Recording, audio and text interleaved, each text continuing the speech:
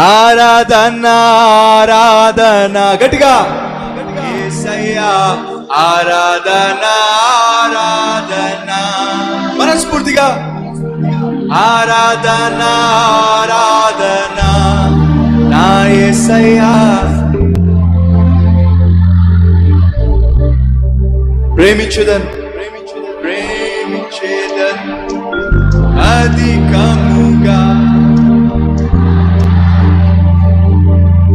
ఆశక్తితో నిన్ను ప్రేమించేదన్ అధికముగా ఆరాధింతు నిన్ను పూర్ణ మనసుతో పూర్ణ బలముతో పూర్ణ మనసుతో ఆరాధింతు పూర్ణ బలముతో ప్రేమించేదన్ నీకే ఆరాధన ఆరాధన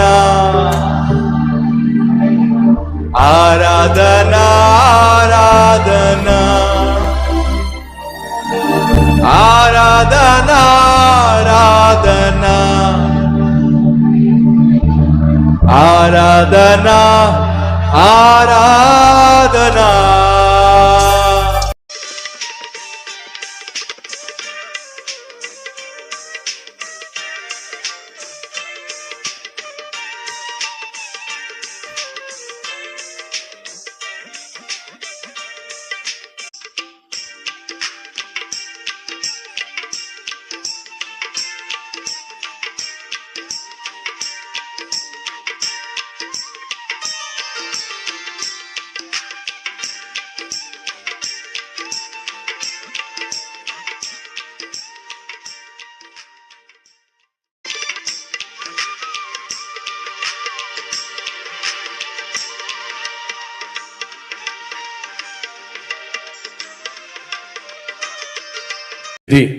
నీవు దేవుని మందిరమునకు పోవునప్పుడు నీ ప్రవర్తన జాగ్రత్తగా కాచుకో.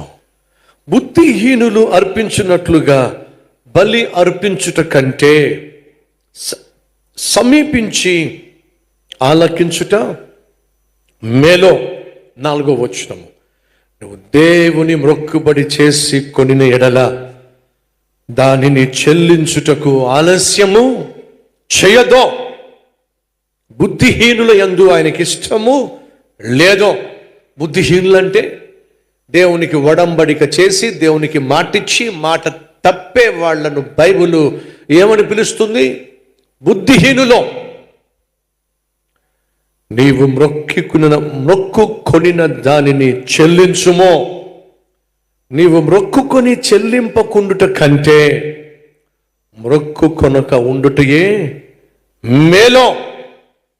నీ దేహమును శిక్షకు లోపరుచునంత పని నీ నోటి వలన జరగనివ్వద్దు. అది పొరపాటు చేత జరిగిన నీ దూత ఎదుట చెప్పద్దు. ప్రభువా, తొందరపడి తీర్మానం తీసుకున్నానయ్యా, తొందరపడి వాగ్దానం చేశానయ్యా అని నీ నోటితో అప్పుడు చెప్పొద్దు. దేవుని మందిరమునకు పోవునప్పుడు నీ ప్రవర్తన జాగ్రత్తగా చూసుకో. దేవుని మందిరానికి వచ్చినప్పుడు మన ప్రవర్తన బాగుండాలి.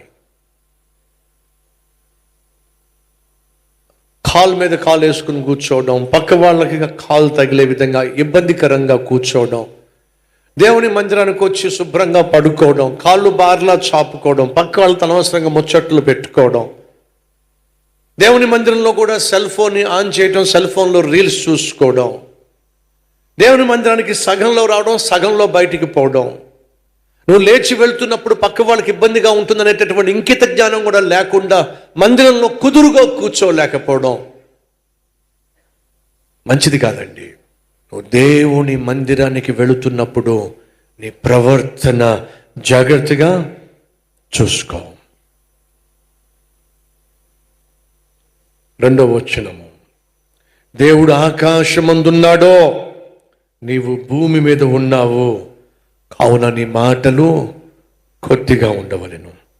నువ్వు దేవునికి మొక్కుబడి చేసిన ఎడల దానిని చెల్లించుటకు ఆలస్యము చేయవద్దు. సంగమా, ఎప్పుడైనా సరే ఏ కష్టంలో ఏ సమస్యలో మనం వెళుతున్నా ప్రభు సన్నిధిలో ప్రభు జవాబిస్తాడు అనే నమ్మిక కలిగినప్పుడు కృతజ్ఞతతో ప్రభు ఈ కానుక ఇవ్వాలనుకుంటున్నాను అని మీరు అనుకున్నారనుకోండి, దేవుడు కనికరించినప్పుడు దానిని చెల్లించటానికి ఆలస్యం చేయకండి.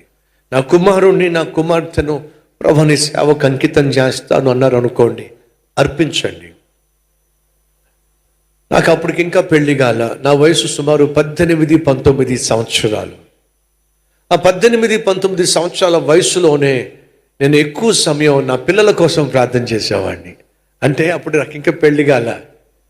పెళ్ళి కాకపోయినా సరే దేవుడు ఒకరోజు నాకు వివాహం జరిగిస్తాడు, నాకు కొడుకుల్ని ఇస్తాడు. ఎందుకు మరి నాకు తెలియదు, కానీ అప్పటి నుంచి పెళ్లి కాకముందు నుంచి నాకు దేవుడు కొడుకుల్నే ఇస్తాడని నమ్మకం.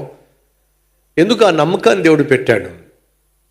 ఎంతగా ప్రార్థన చేసేవాడిని అంటే, ప్రభా నా కొడుకుల్ని ఏం చేయబోతున్నావు, నా కొడుకుల పట్ల నీకున్న ఉద్దేశం ఏమిటి, నీకున్న ప్రణాళిక ఏమిటి, ఆ ప్రణాళిక ప్రకారమే నేను ప్రార్థన చేస్తాను అని చెప్పి దేవుని సన్నిధిలో గోజాడేవాడిని.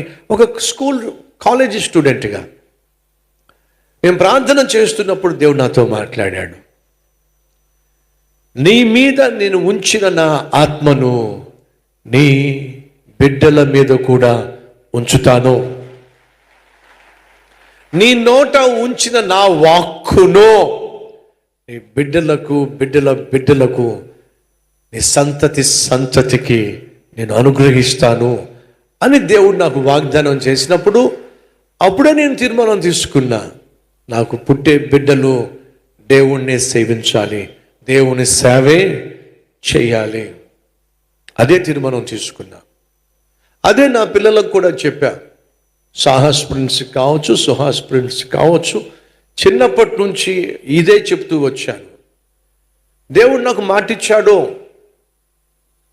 మిమ్మలను సేవకు ఎన్నిక చేశాడు, నా మీద ఉంచిన దేవుని ఆత్మను దేవుడు మీ మీద, నా నోట ఉంచిన తన వాక్యాన్ని మీ నోటను దేవుడు పెడతాడని నాకు మాటిచ్చాడు. నా జీవితంలో నేను చూసింది ఏమిటయ్యా అంటే, దేవుడు నాకు ఇచ్చిన మాట ఏ ఒక్కటి కూడా తప్పిపోలా. మాటిచ్చి తప్పిపోవుటకు నా దేవుడు, చెప్పండి ఏమిటో, నరుడు కాదు. కాబట్టి సంగమా, దేవుడు నీకు మాటిచ్చినట్లయితే ఆయన తప్పిపోడు గనుక నువ్వు ఆయనకు మాటిచ్చినట్లయితే తప్పిపోవడానికి వీలేదు.